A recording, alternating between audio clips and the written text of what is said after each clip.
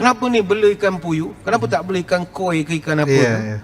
Dia kata puyuh ni ustaz, sihir takut dengan dia. Kenapa pula sihir takut dengan ikan puyuh pula lah? Dia kata sebab ikan puyuh ni tak pernah tutup mata. Ya, semua ikan tak pernah tutup Kata mata. makcik, ikan kembung pun tak tutup mata. Ikan selah kuning, ikan kerisi pun tak tutup. Ikan bawal pun tak pernah tutup mata. Sebelumnya terima kasih untuk para dermawan di bulan ini. Terima kasih telah berdonasi dan menjadi member di channel ini. Semoga selalu diberikan rezeki yang berlimpah dan kesehatan. Amin ya robbal alamin. Assalamualaikum warahmatullahi wabarakatuh. Kembali lagi di Indo React TV. Oke, teman-teman semua apa kabar? Semoga sehat selalu ya. Diberikan rezeki yang berlimpah, diberikan jodoh untuk yang belum kawin ya. Amin ya rabbal alamin. Oke, kita tengok lagi ceramah Ustadz Badli Salahuddin di hari ini ya. Jadi ini ada satu videonya dari Tazkirah Ustadz lagi guys. Nah ini dia, ini kayaknya bagus ini guys. Tazkirah Ustadz, kenapa orang dulu suka bela ya. Suka bela ikan puyuh depan rumah. Mungkin maksudnya itu bela di sini tuh maksudnya memelihara ya, memelihara ikan puyuh di depan rumah, mungkin gitu ya. Bela itu maksud bela itu ya. Ya, nanti kita tengok maksudnya apa. Kayaknya memelihara ikan mungkin ya. Nah, ikan puyuh juga. Ikan puyuh, bentar guys ya. Ikan puyuh itu ikan apa sih? Ikan puyuh. Oh, ikan ini ikan puyuh. Oh, kalau di Indonesia ikan ini betik. Oh, ya ngerti ikan betok ya. Kalau di tempatku ikan betok namanya guys. Ini nih. Ini waktu masih kecil aku sering mancing ikan ini guys. Ikan betok ini aku sering mancing dapat ikan ini. Ini lumayan enak juga digoreng, cuman banyak durinya, banyak tulangnya, kecil-kecil tulangnya. Enak ini digoreng. Oh, ikan puyuh tuh ini ikan puyuh ya. Oke. Nah, langsung aja kita tengok ya ceramah Ustadz Badli yang satu ini. Jangan lupa juga subscribe channelnya Tazkirah Ustadz dan channel officialnya Ustadz Badli Salahuddin ya. Oke, langsung aja kita lihat guys. Indo React.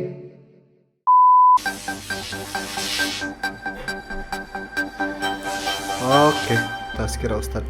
Apa makna ain? Ni saya sharekan sedikit. Ain ini bagi orang moden dia mungkin tak percaya. Tapi dalam hadis-hadis Nabi sallallahu alaihi wasallam, ain ini adalah benda real. Apa Perkara yang wujud tapi orang dah tak ambil perhatian. Oke. Ada satu riwayat kata Abu Umamah bin Sahal radhiyallahu anhu. Dia bercerita pengalaman ayah dia mandi di satu kawasan air terjun. Ightasil Abi Sahal bin Hunayf bil Kharrar. Ayah saya dulu pernah mandi. Ayah ni nama Sahal bin Hunayf. Pernah mandi di kawasan air terjun di Mekah nama Al-Kharrar. Oke. Al-Kharrar ni nanti kalau ada siapa nak berangkat pergi ke Mekah, Al-Kharrar. lebih kurang dalam 35 km daripada Masjidil Haram. Ada air terjun di Mekah, ada tapi air terjun. Tak ramai orang yang pergi sebab ejen pun tak tahu sangat tempatnya di mana. Al-Kharrar ni Nabi SAW pernah pergi. Tapi tak pasti riwayatnya Nabi mandi ataupun tidak. Tapi Nabi pernah pergi Al-Kharrar. Jadi sahabat pergilah. Masa tu Nabi ada urusan di Mekah, nak balik ke Madinah. Tiba-tiba Sahal bin Hunayf dia minta izin nak pergi piknik sekejap. Okeylah, Nabi izinkan. Sampai di sana, kata Abu Umamah, ayah saya bila sampai ke air terjun itu, fanaza'a jubbatan kanat alaihi wa Amir bin Rabi'ah yanzur. Tapi kalau air terjun di Arab, di Mekah gitu gak terlalu tinggi, pasti air terjunnya pendek-pendek aja guys ya. Tapi penasaran juga ya pengen lihat air terjun itu ya. Ketika ayah saya membuka jubah, sahabat kepada ayah saya bernama Amir bin Rabi'ah.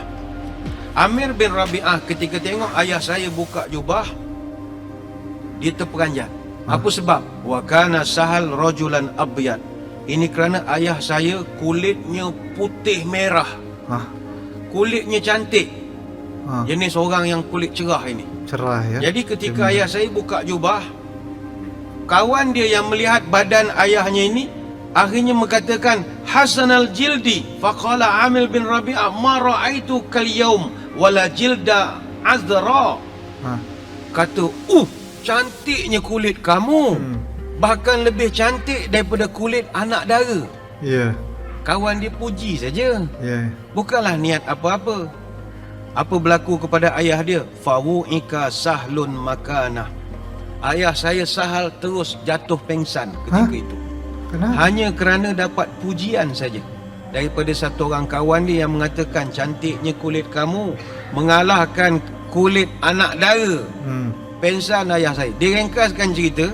Kenapa Bila ini dah kejut? pensan, semua dah tak tahu nak buat jampi apa lagi. Ya. Akhirnya mereka pun pergilah mengadu kepada Rasulullah sallallahu alaihi wasallam. Maka Rasulullah pun tanya apa yang telah berlaku. Dia pun ceritalah gini. Dikhabarkan kepada Nabi fa ukhbira anna sahlan wu'ika wa annahu ghairu ra'ihi ma'aka ya Rasulullah.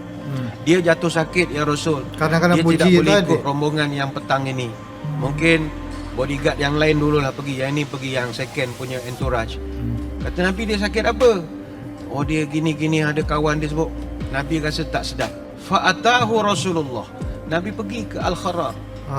Nabi pergi ke situ, fa akhbarahu Sahal billadzi kana min sya'ni Amir bin Rabi'ah. Orang pun tunjuk, kerana Amir bin Rabi'ah ni ya Rasulullah, dia cakap terus pengsan. Maka apa kata Nabi? Alama yaqtul ahadukum akhahu? Kamu nak bunuh saudara kamu ke? Terkejut semua orang. Bunuh apa pula kami? Nak swimming je, tak ada apa pun. Kata Nabi, ala barakta, kenapa kamu tak doakan barakah untuk dia? Innal aina haqqun, sesungguhnya ain ini real thing, benda yang betul. Jangan kamu pandang enteng, ini betul punya ain. Innal aina haqqun, ini benda benar. Lalu bagaimana nak buat ya Rasulullah? Tawadda' lahu, ambilkan wuduk untuk dia. Dipanjanglah ceritanya. Hadis ini telah dibahaskan secara panjang lebar oleh para ulama. Imam Malik dalam kitab Al-Muwatta misalnya membahaskan tentang peri pentingnya masalah ain ini diambil perhatian. Sehingga kan Sahal bin Hunayf ni fatawadda'a lahu Amir bin Rabi'ah faraha Sahal ma'a Rasulillah laisa bihi ba'sun. Sampai peringkat terpaksa Amir bin Rabi'ah ambil air semayang pada diri dia, ditadahkan air yang mengalir, ambil air itu disiramkan pada yang pengsan. Begitu rumit sekali rawatannya. Al-Hafiz Ibn Hajar ketika mengulas hadis ini, kata dia wa anal aina takunu ma'al i'jabi walau bi ghairi hasad. Sesungguhnya ain boleh berlaku bersama dengan rasa kagum walaupun tanpa hasad dengki. Artinya orang tengok Facebook, tengok gambar kita, kita dengan isteri, dengan anak-anak, dengan cucu. Wah, untungnya dia anaknya comel-comel, terus boleh dapat ain. Apa tandanya saya akan terangkan kemudian lah. Ada dia punya indikator dia. Tak mesti semua sakit tu adalah COVID-19. Belum tentu, kadang kena ain je. Ain ni kalau swab test pun tak jumpa dia punya penyakit ain dia. Tak ada ukuran. Ain ni kita sendiri yang boleh merasakan. Kemudian kata Ibn Hajar lagi, walau minar rajulil muhibbi wa minar rajuli salih. Dan ain ni kita boleh dapat bukan daripada musuh, tapi daripada orang-orang yang mencintai kita, ataupun orang-orang yang soleh yang tidak sengaja memuji kita. Ini riwayat ataupun dibahaskan dalam kitab Fathul Bari. Kata para ulama juga, wa iza kana al-a'in yakhsha darar 'aini wa isabathu lil mu'in. Orang yang memandang kita dengan rasa kagum, dia khawatiri boleh menyebabkan ain pada benda yang terlihat. Lalu bagaimana nak dihapuskan? Falyadfa syarraha biqaulih Allahumma barik alaih. Maka hendaklah kita mengucapkan Allahumma barik alaih, doakan keberkatan pada orang itu. Sebab itu saya melihat amalan kita di Malaysia, di Brunei, di Singapura, di mana-mana, kita jarang sekali nak mengucapkan keberkatan kepada kawan-kawan kita. Yang biasa kita ucapkan wow, amazing, marvelous. Jangan gitu, boleh menyebabkan ain. Tuan-tuan perasan tak kalau orang Arab dia suka tabrik. Apa makna tabrik? Mendoakan keberkatan. Tabrik ni mendoakan barakah. Ataupun kadang-kadang dia kalau kita berjumpa dia mesti barakallah, barakallah fi, barakallah, barakallah, barakallah, barakallah, barakallah. Mungkin ain tu ini ya, apa namanya? Apa ya? Aduh, bahasanya tu apa ya ain tu ya? Enggak tahu lah bahasanya apa ya. Kita pun Masya Allah, Masya Allah. Kita pun tak tahu nak jawab apa. Masya Allah, Masya Allah. Tapi dia mesti ucapkan Barakallah Fik. Dia doakan Berkah, keberkatan. Ya, berkahan. Kita kalau pergi jumpa pengantin, apa doa? Barakah juga. Barakah itu yang menghapuskan ain, keberkatan. Kalau tuan-tuan perasan orang Arab, dia akan taruhkan pada harta benda dia, rumah, pejabat, harta kereta Mercedes, BMW ke apa ke, dekat cermin mesti dia akan tulis Masya Allah. Masya Allah. Supaya dia hendak orang yang nampak harta dia tidak puji tapi membaca tulisan itu. Contoh kereta 7 Series BMW. Kalau orang tengok boleh jadi ain. Bosor kereta dia. Kita pun rasa nak demam sejuk, panas, kena ain. Perasaan waktu kita dipuji-puji gitu, kayak endorfinnya itu naik gitu ya, ain itu ya. Perasaan senang yang berlebih mungkin ya, ain itu ya, mungkin ya. Tapi kalau ada Masya Kalau kalian ada yang tahu guys, bisa menjelaskannya guys, ain itu guys, komentar di bawah ya guys ya. Aku belum paham ain itu apa. Tapi yang aku tangkap sih seperti itu. Masya Allah. Bila orang tengok Masya Allah, jadi disebut Allah. Dia tidak memuji. Ada setengah kenderaan, kadang pada van Tramco ke mana ke, Hadza min fadli Rabbi. Dia tulis besar-besar. Jadi kalau tuan-tuan yang pertama nak selamat daripada ain, nak share gambar dalam Facebook boleh, tapi caption tulislah doakan Barakallah Fik, ataupun taruhlah caption Masya Allah. Masya Allah, Kita gitu didik kawan-kawan kita, follower kita untuk tabrik. Kalau tak share nanti orang tak tahu pula apa kita buat. Boleh share. Majlis kita pagi ni nak share, silakan. Tapi tuliskan, nanti kan yang buat live ada pakai OBS kan. Kalau yang running crawler tu tulis Masya Allah. Masya Ucapkan la haula. Dia sentiasa ingatkan kepada Allah. Kalau orang Turki di Istanbul, mereka ni kurang sikit agamanya. Jadi dia baca-baca ni dia tak pandai. Kalau orang Turki kan dia hafal Quran dia terror, tapi mengaji Quran dia sebab mereka ada masalah sebut huruf kaf. Orang Turki dia tak sebut huruf kaf. Kaf jadi ce. Allahu akbar, Allahu akbar. Dia punya cara sebutan. Orang Turki. Are you okay? Oh, I'm okay. Are you okay? Dia dengan Iran sama. Jadi ce. Jadi mereka payah sikit mengaji-mengaji ni. Jadi cara dia nak hilangkan ain, dia gantung nazar dalam kereta. Nazar ni saya ingat tuan-tuan pun pernah beli macam keychain apa ada biru, tengah ada macam mata. Mata itu dia panggil nazar. Bukan sekadar di Turki. Kalau kita pergi ke Albania, Bosnia, Bulgaria, pergi ke Greece, Cyprus, Morocco, Tunisia, Utara Afrika tu memang ramai lah. Kalau di Cairo memang selalu dalam teksi dia gantung macam keychain warna biru. Itu bukan keychain saja-saja tu. Itu dia panggil nazar. Kalau di Mesir, kalau di Saudi dia gantung khamsah hand, tangan 5. Ada gantung pada side mirror, tangan 5. Tangan 5 semua ada mata. Itu bukan sihir-sihir, tidak. Dia adalah yang satu pernah yang kalian kayak gitu. bukan pelaris. Pelaris ni saya pun tak faham kenapa diorang pakai ilmu pelaris.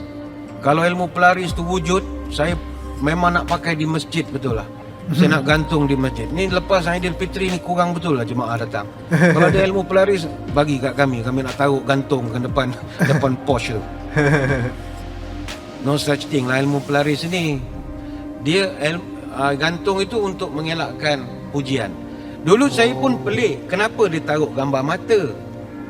Saya pernah tanyalah satu orang, kayak Illuminati gitu. Kenapa ente taruh gambar mata? Dia kata begini, Syekh, sihir ni dia tak akan masuk ke satu lokasi selagi orang dalam lokasi itu, dalam rumah misalnya, belum tidur. Pukau hanya terjadi kalau semua orang dalam rumah tu tidur. Itu syarat pukau. Sebab Berarti itu harus kalau buka warga emas mata gitu yang ya? jenis tidur awal, jam 10-9 dah tidur, kebiasaannya potensi di pukau tinggi. Sebab semua tidur. Jadi tuan-tuan kena bersyukurlah kalau di rumah ada anak bujang yang pukul 3 tak tidur lagi, pukul 4 tengok EPL dan macam-macam. Terima kasih pada mereka. Gara-gara mereka itu dah tak ada pukau lagi. Yalah, dia kan siang tidur, malam jaga hantu raya semua tu.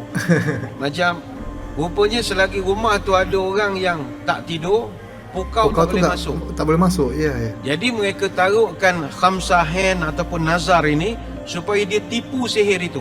Oh. Dia baru nak masuk tengok ada mata yang terbuka. Oh, gitu. Itu sejarahnya. Logik tu adalah banyak benda yang tak boleh dipikirkan secara logik sangat, tapi betul.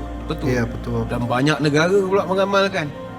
Tapi tak boleh challenge orang Melayu. Melayu lagi cerdik tuan-tuan. Tapi kayak Illuminati jatuhnya ya, mata-mata gitu. Khamsah hand ke nazar ke, dia bela ikan puyuh. Ya, ikan puyuh. Dia pelihara ikan puyuh depan rumah. Saya dulu tak pernah tidur ikan lama, saya bagian penyelidikan khas untuk ajaran sesat. Jadi bila ada report, kita pergi untuk nak dokumenkan, nak check apa semua, untuk nak dibawakan gazet fatwa berbagai-bagai.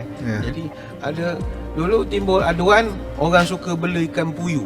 Saya tak tahu di Brunei ikan puyuh ni panggil ikan apa, tapi dia ikan darat lah. Jadi kita pun pergilah tanya kepada orang kampung, kenapa ni bela ikan puyuh, kenapa tak bela ikan koi ke ikan apa?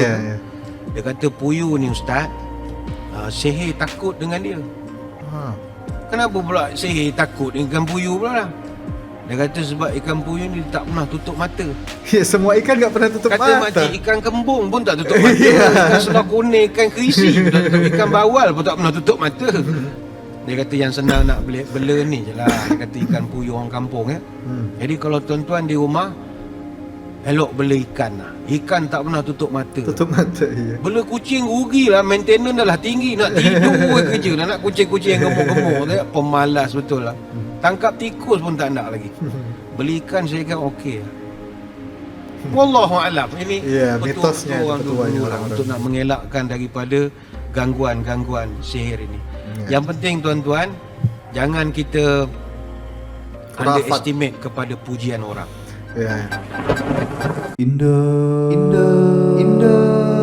Indah Riek. Tapi petua-petua zaman dulu gitu guys, banyak yang benar juga guys, banyak yang kita ambil juga, dan ada sisi-sisi kurafat juga ya. Tapi makanya kita harus hati-hati memilah-milah, memilih-milih petua-petua zaman dulu gitu kan ya. Yang mana yang bagus, yang mana cocok dengan ajaran Islam, yang mana enggak gitu kan. Yang kalau enggak cocok ya dibuang aja. Tapi kalau cocok ya nggak apa-apa diambil ya, dipraktekkan gitu ya, nggak apa-apa lah. Wallahu alam, semua itu adalah rahasia Allah, dan semoga kita terhindar lah dari sihir-sihir seperti itu ya guys ya. Nah, ini juga bagus ceramah Ustadz Badlisa yang satu ini, banyak memberi manfaat, banyak memberi ilmu yang baru lagi ya, informasi baru tentang orang Melayu yang sering bela ikan puyuh depan rumah gitu kan ya. Kenapa? Tapi semua ikan juga nggak pernah tidur guys. So, nanti kita tengok lagi ceramah-ceramah Ustadz yang lainnya, jadi stay tune terus di Indorek TV. Dan terima kasih juga untuk teman-teman yang sudah menjadi member VIP channel ini. Akhir kata, assalamualaikum warahmatullahi wabarakatuh. Bye-bye. Sayonara, sayonara, sampai berjumpa lagi.